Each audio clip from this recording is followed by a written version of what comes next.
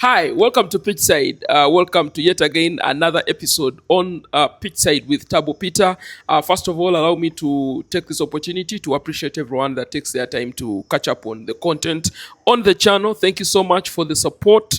I also want to take this opportunity to request you who is joining us right now and you haven't subscribed to please take a second and hit the subscription button on Pitchside with Tabo Peter on YouTube. Hit the subscription button. Let's grow this together and let's have a wonderful time in trying to entertain ourselves in the world of football. As you can see on set, I'm joined by my colleague Ismael Kiyonga from the African Football Shop. And I'll let him say hello to you before we continue with today's edition. Ismael, salam alaikum. Wa alaikum salam wa rahmatullahi wa barakatuh. Yeah. Salam. Salam za wetu, watu wa Tanzania, watu wa Kenya, watu wa Kongo, habari zenyu, wa Rwanda, muraho neza, Burundi muraho neza, South Africa Siyabonga. Siyabonga. Watu kutoka England, hello. Watu wa America, What's up? What's up, man? Watu wa Jamaica. Ayo my people, what can them yell there? Yeah. Bombo clat. Bombo clat for me. Mambo mi. Mvomi abarabi bafe.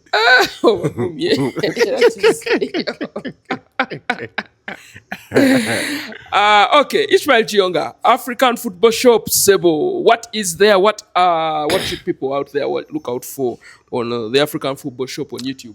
Yeah, the page name African Football Shop, Ismael Kiyonga Live. I normally concentrate on issues Ugandan football, sometimes bringing you the past. For instance, our most recent upload is about players that are related, brothers. A lot of them, not necessarily playing together, but playing at top level.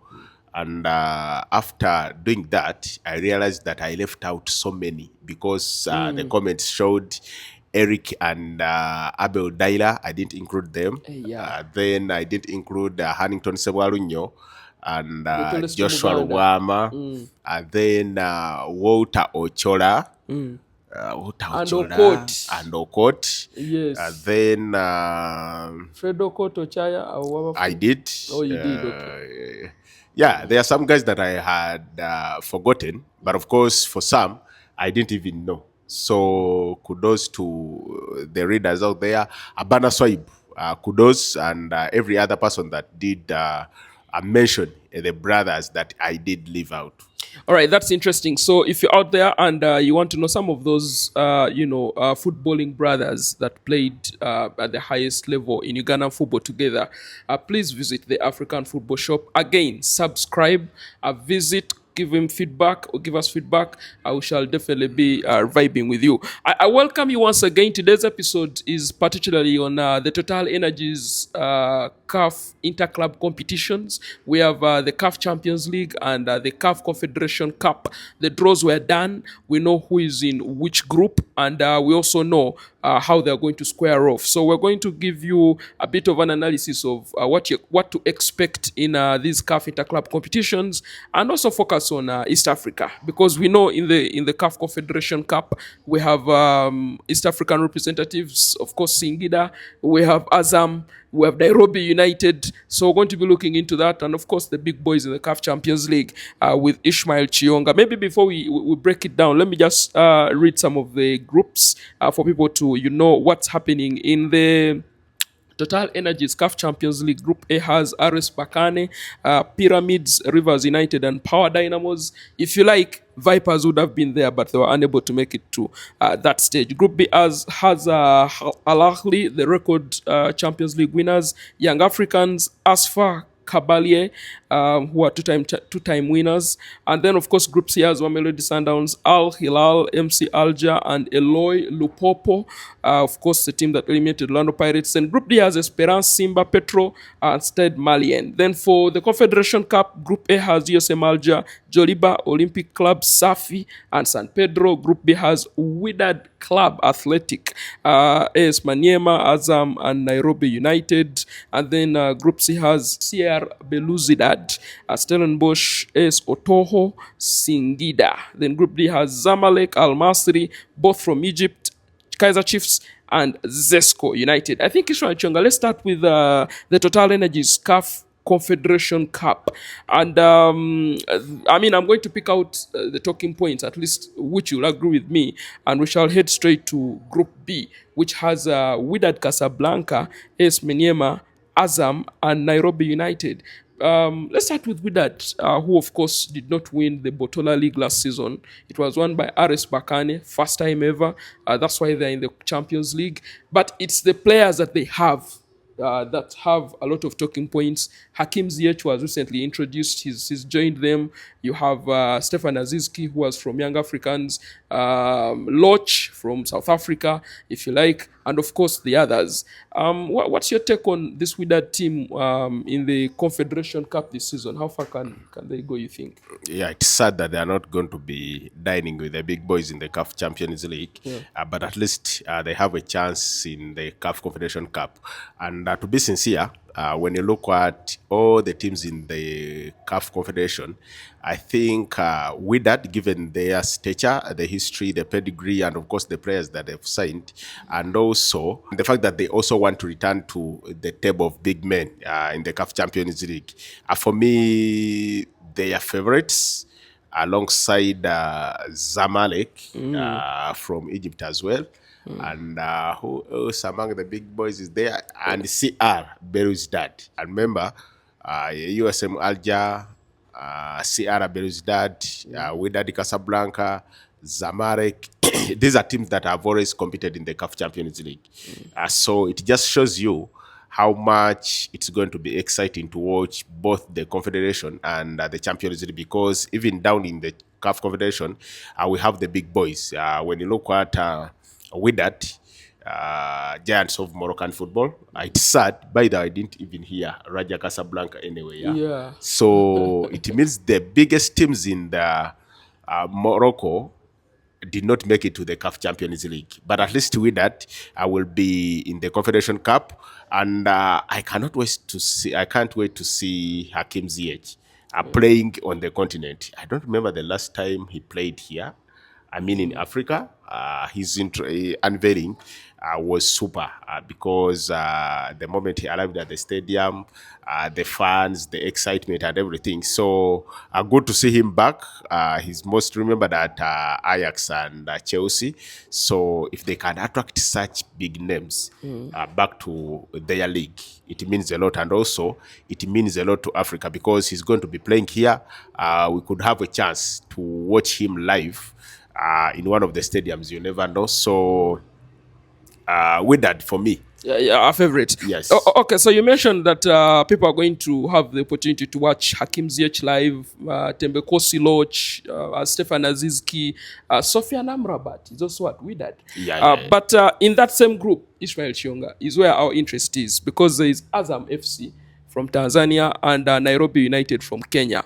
And it's clear that all these big stars from Wydad are going to, at one time, play in Nairobi and also at the Newman Stadium in Zanzibar. For the experience of Azam and Nairobi United, I mean, maybe the expectations may not be up there, but how do you see them faring in this competition? First of all, they did achieve their main target, and that was qualifying for the group stages. So anything that comes later will be bonus. But Azam have a winning coach in Florent Ibenge. Wherever he's been, he's left a mark. The worst he has always done is reaching the quarterfinals of inter-club competition, even with the Al Hilal.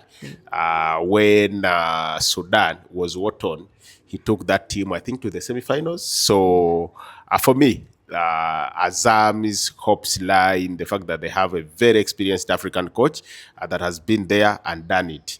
Nairobi United, they've already overachieved. So and also hosting Wydad, maybe it's sellout crowd. And yeah. I expect to see fans of Gor Mahia, Leopard, KCB, Tusker, all going to the stadium to watch these names. Of course, some may be supporting Nairobi United, some may not. But for me, they pull the crowds because this is such a big team with that, and the players you've talked about, Sofiane Amrabat. These are players that people have always watched on TV. Then there is the Burkina Faso guy, Azizki. Azizki, first year didn't do well. This could be his year because since the beginning of the season, he's been doing well. He's consistently in the lineup.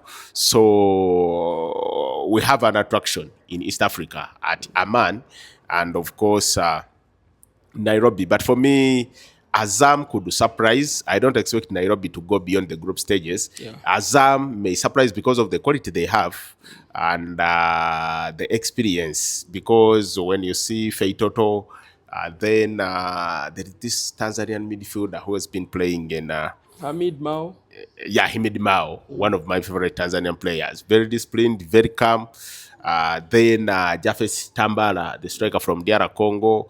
They have some quality. Of course, they will be third favorite to go through in that group behind Wydad And Maniema. and Maniema. But of course, I believe the experience and the know-how about Congolese football could help Azam to go through alongside Wydad for me. All right. The other East African team in action is Singida, who are in Group C. With Sierra Belouizdad, Stellenbosch, AS Otoho, and themselves. We talked about Singida. We told you how they have, experienced players, Khalid Aucho and Clotus Chota Chama. But they're in a group that has Stellenbosch, who reached the semi-finals of the Confederation Cup last season, eliminated by Simba. But also, Belouizdad know their way around the continent. Just how far can Singida go, Kiyonga? Like Azam and Nairobi United, they've also already achieved their target. However, they have players that have been there and done it with young Africans. The likes of Chama, the likes of the Uganda Cranes captain, Khalid Aucho. I believe they will want to push as far as the quarterfinals. They have the squad, they have the experience, but of course, you'd put them as a fourth favorite. One, they are playing there for the first time. Yes, the players could have the names and everything, but the team itself does not have the pedigree to go far on the continent. However, when you look at other opponents apart from CR Belouizdad, you believe they can overcome that. So I won't be surprised if they stunningly make the quarterfinals as well. Okay, AS Otoho, if you remember, one-time first KCCFC, still in the CAF Inter-club competitions. Zamalek, Al Masri, Kaizer Chiefs, Zesco. That's Group D. We have what they've termed as the Egyptian derby in Zamalek and Al Masri. But Kaizer Chiefs, Zesco has also fallen off, in recent years. What's your take on Group D? I think it's the group of death. Is it? Yes. If you see the names in the group, Al Masil, like we talked about, Otoho is one side that KCC eliminated, I think in 2018 to qualify for the CAF Confederation Cup. Then Zamalek, one of the giants of African football. Actually, when you're in Egypt, there is always debate about who is bigger between them and Al Ahly, but of course we know Al Ahly is the biggest club in African football. So Zamalek have always gone far, whether it's the CAF Champions League or Confederation Cup. So I expect them to be favorites. Then Zesco and Kaizer Chiefs. That's a South African derby. Because Southern Africa, Southern Africa, yes. So the results between Al Masil and Zamalek could prove to be a turning point for either Zesco or Kaizer Chiefs, because if these teams don't separate themselves when they meet, it could give chance to either of these. But to be sincere, if you ask me who are the favorites there, I would say, of course, Kaizer Chiefs because of the name, and Al Masil. I mean, Zamalek. Those are your favorites? Yeah.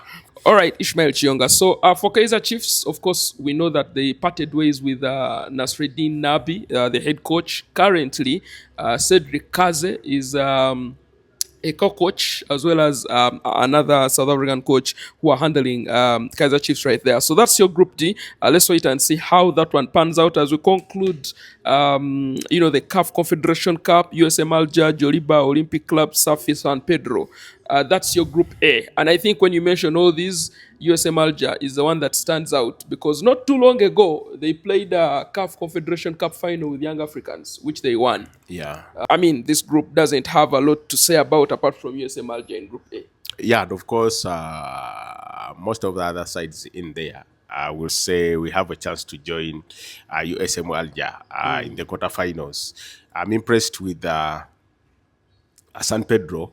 I didn't expect them to go this far, but the fact that Ivorian League football is trying to get back to the level we used to see them when they had Asaki Mimosas, it shows they are building something. So San Pedro, I just wish they get past the group stages. All right, so that's your, a breakdown of the Total Energies CAF Confederation Cup, and maybe just to remind you is that the winner of the Total Energies CAF Confederation Cup walks away with $2 million US. The runners-up walks away with $1 million US. The teams that fail to exit the group walk away with $500,000 US.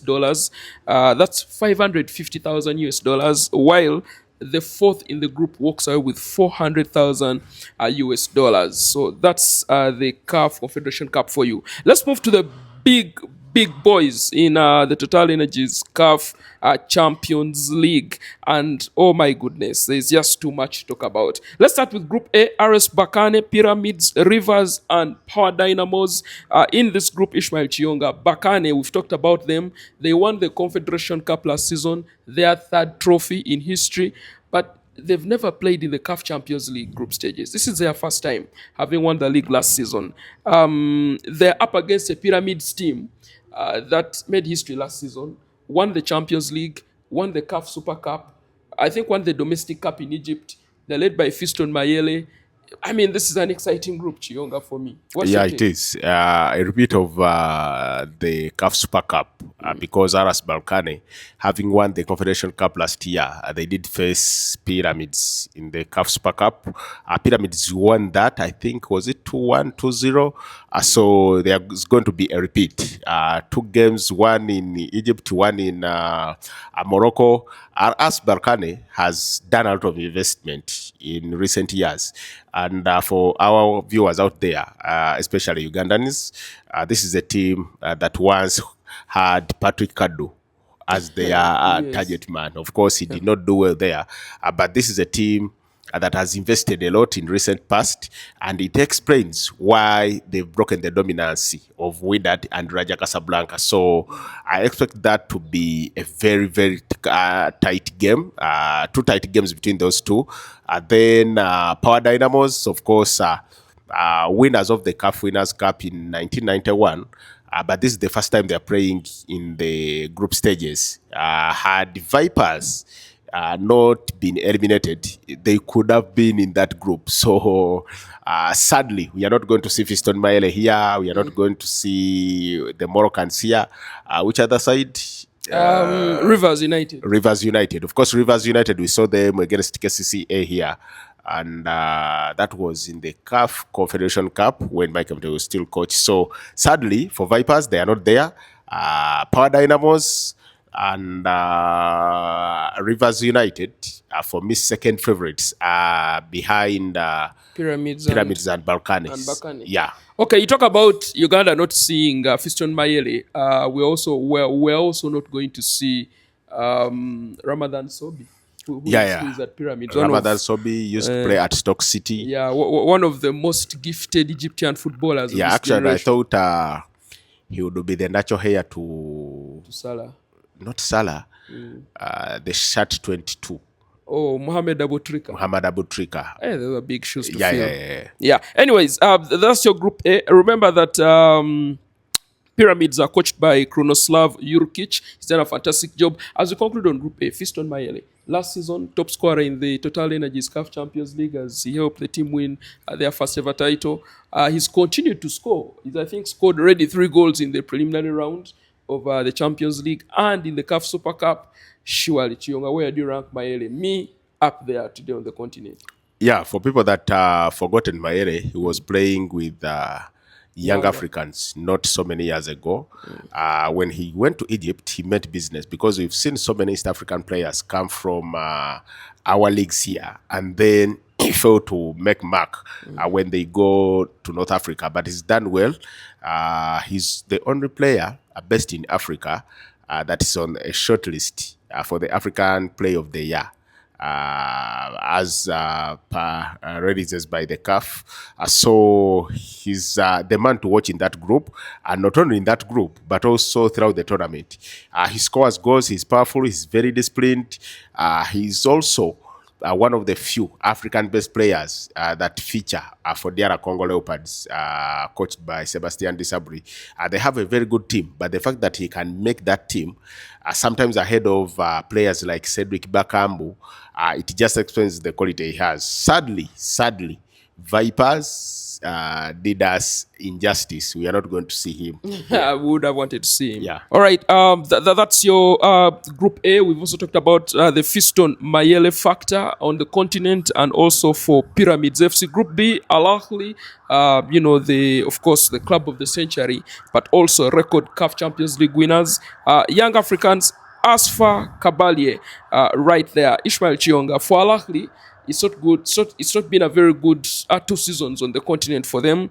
They lost to Sundowns, I think, in the quarterfinals last season. But most importantly, is that you want to see them, dominate even more on the African continent. What's your take here? Of course, young Africans in there. Their last 2 campaigns have also not been good. Their last best performance on the continent was 2023 when they lost to Sundowns on penalties. It was a controversial one. They had a goal that many thought should have counted in that fixture in South Africa. Yeah, but it didn't happen. Group B for you, Al Ahly, Yanga, Asfa, Kabalie. It's a North African affair against one East African team. That's Young Africans. So Yanga seem to be rebuilding again. But of course, they have the quality. I like the Pacome Zoazoa guy. One of the few guys that are called on the Ivorian national team that has the likes of Amad Diallo, Simon Adingra. So the fact that he can be summoned to that team explains the quality he has, and he will be the man to literally lead them out of this group. So it's not going to be easy. Al Ahly, for whatever reason, they are always favorites to win this tournament because when you see the last time they won 3 on the trot, they did not look favorite from day one. But they've always done well in this competition. They are under pressure to deliver. I know the coach, if he doesn't win the first 2-3 games in the group, he will just have to leave. But in the end, I believe they can still go through. And young Africans could be helped by the results between the other clubs, because given that they are all North Africans, there could be a derby thing in there, and if Yanga can win all their home games, because they've done it before, so they can still do it. I believe Al Ahly and Young Africans could be the teams in the quarterfinals from Group A. All right. From Group B. Yeah, from Group B. And you talk about Pacome Zuzwa, very, very influential player for young Africans. Maybe you think they'll probably have to get, or probably rely on another player also to score goals for them in case Pacome doesn't come through. You need to think someone in that team has to step up to make sure that the goals come in for them, because they need the goals. Like you've said, they need to win most of their group games right there. Anyways, from Group B to Group C, Mamelodi Sundowns, Al Hilal, MC Alger, and St. Eloi Lopopo. Let's start with the fact that it's possible that Al Hilal could host their games in Rwanda now that they are playing in the Rwanda Premier League. How huge an impact is that to Rwandan football, but also in the region, East Africa? Yeah, it will be exciting. It will be exciting, and it will vindicate the reason why the FA in Rwanda did allow those teams to play in their league, because they've not had a team in the Inter-club group stages since Ryan Sport, I think around 2018, 2017. Ryan Sport did that. So they've always been unlucky with draws because they've always drawn big boys. I remember, I think APR did draw pyramids. Those were the champions, and it was going to always going to be tough. So Al Hilal, the Sudan Giants that have always competed in this competition, even with the civil war back home, they've always given themselves a chance. Hosting in Rwanda, one thing you're very sure about is the crowd. The people will come because the people in Rwanda love football, and they've always supported African football. So Al Hilal, I believe, inshallah, I'll catch one of their games, perhaps between them and Mamelodi Sundowns. So hosting in East Africa gives us more opportunity to not only watch them but also learn from them, especially clubs like APR, Ryan Sport, should be benchmarking from them now that they are just close to them. Maybe they have to pick a few lessons to know how to always navigate these preliminary stages and play consistently in the group stages. But Sundowns, for me, are favorites there, 2016 winners. Finalists last season. Finals last season, you believe, since 2016 up to now, they should be having more than one title.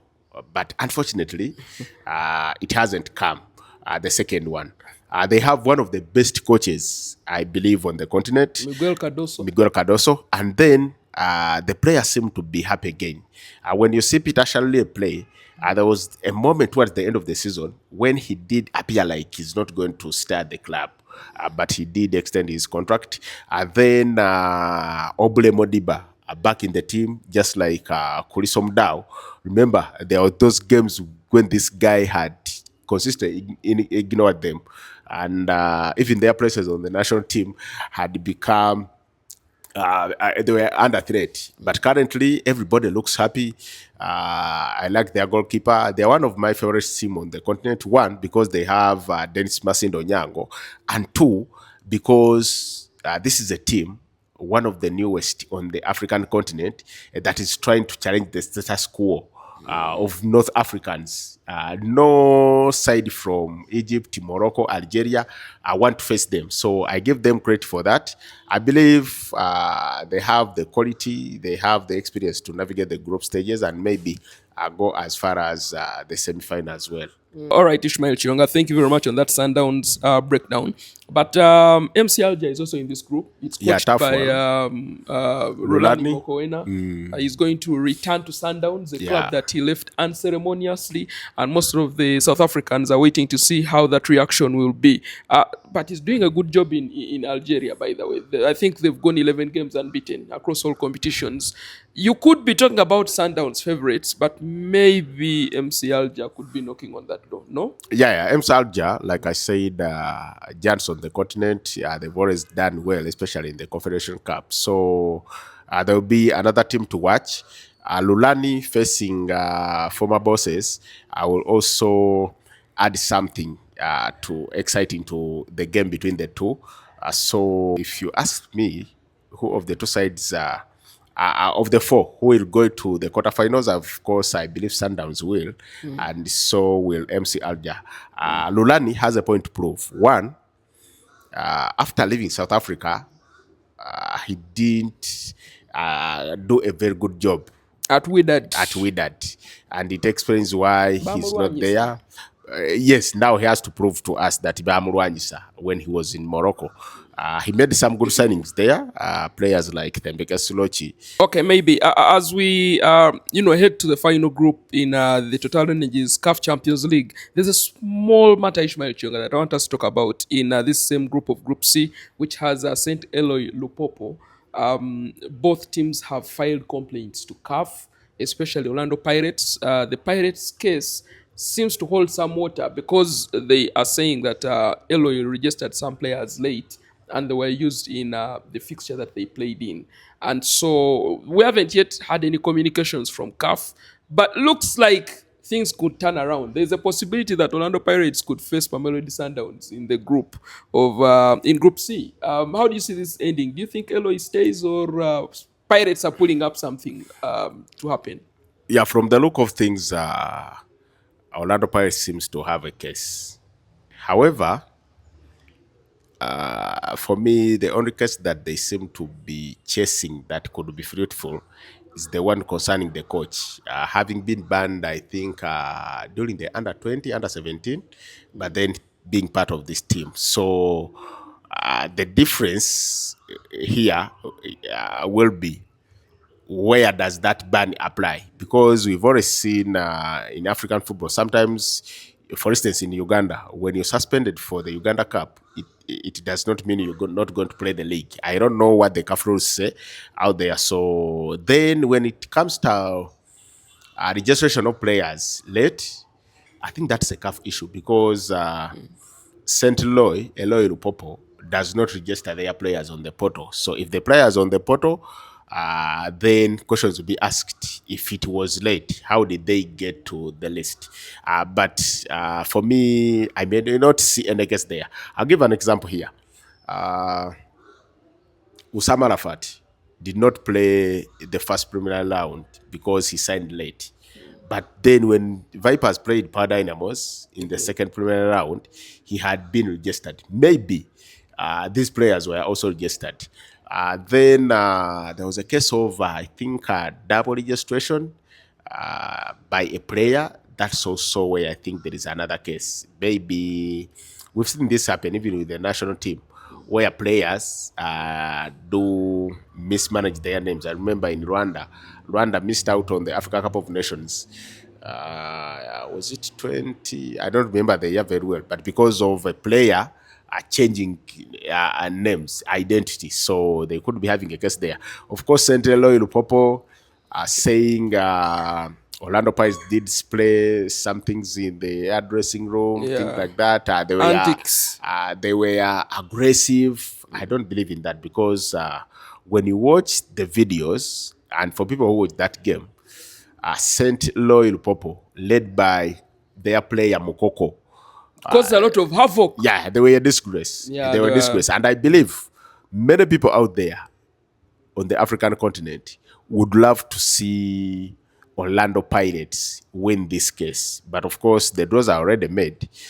One, when you overturn that, it does not give a good face, a good image on the CAF Champions League as well, because people should deserve to play there by winning their games. On merit, but yeah. we've already seen that.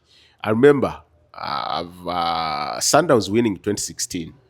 They had been eliminated by, I think, AS Vita, but they did win a case and also went on to win the Champions League, their only title they have. So we wait to see, but I would have loved to see this case decided before the group stages.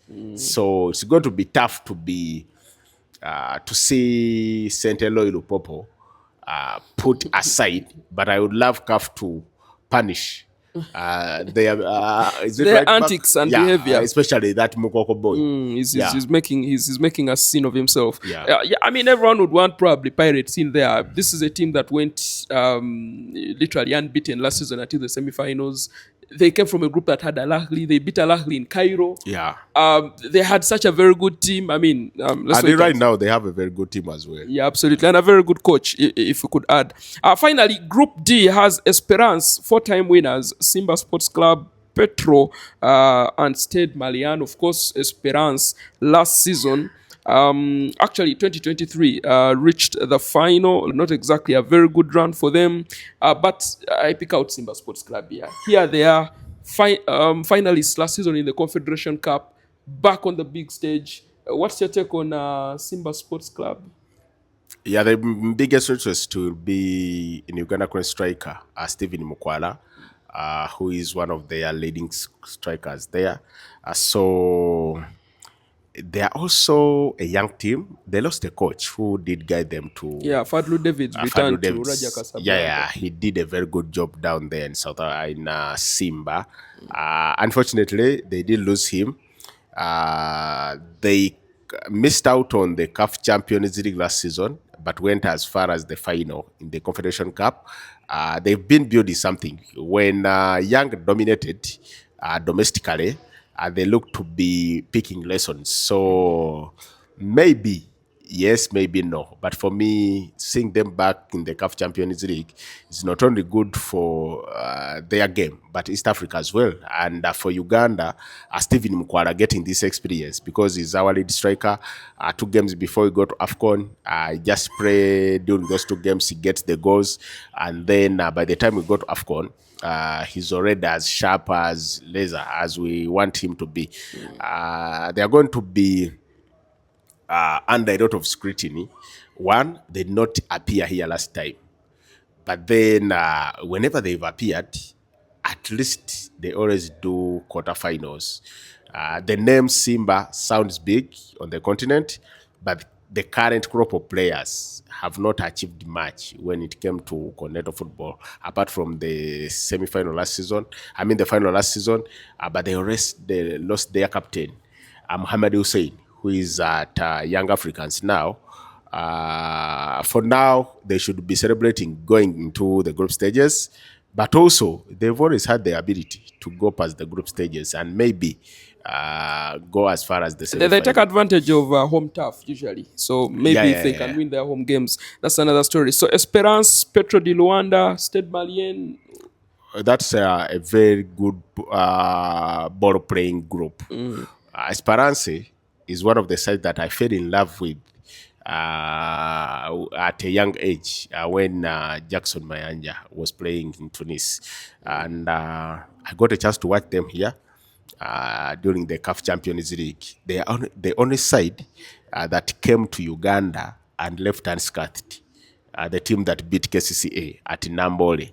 I used to like their central midfielder. Is it Tule? Is it Triole? The big guy from Ivory Coast. And of course, by that time they had a Cameroonian midfielder who did a lot of bad things too. The KCCA midfield in terms of aggression and Misbehaved in terms of on the pitch. Not misbehaving, but he was well. very dominant.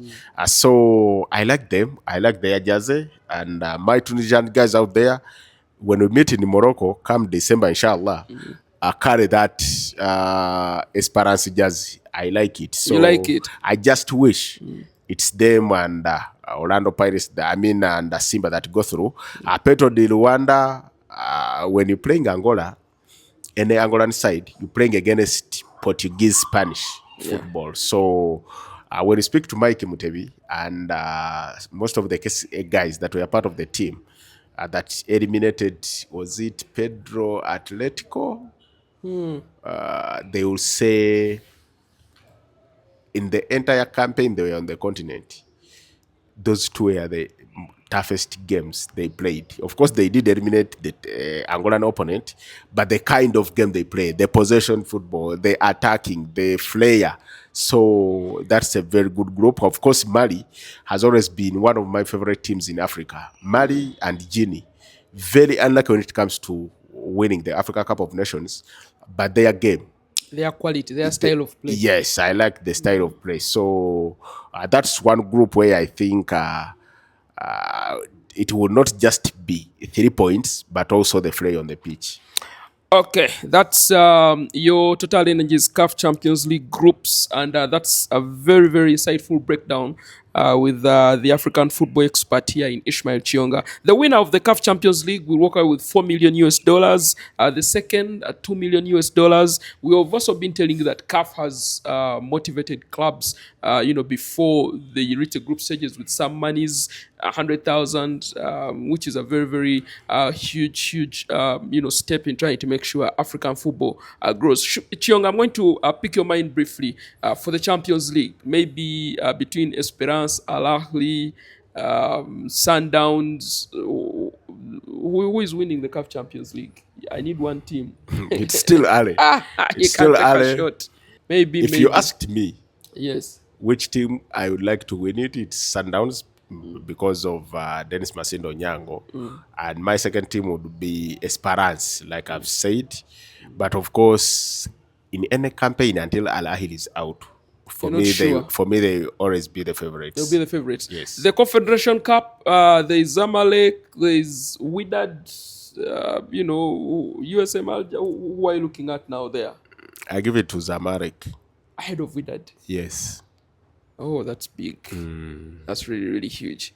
Ismael Kiyonga, thank you very much for joining me today on an insight of the Total Energies CAF Champions League and CAF Confederation Cup group stage, games. I will definitely be bringing you this analysis and breakdown as the competitions go on. Like Kiyonga said, there will be 2 match days before the AFCON.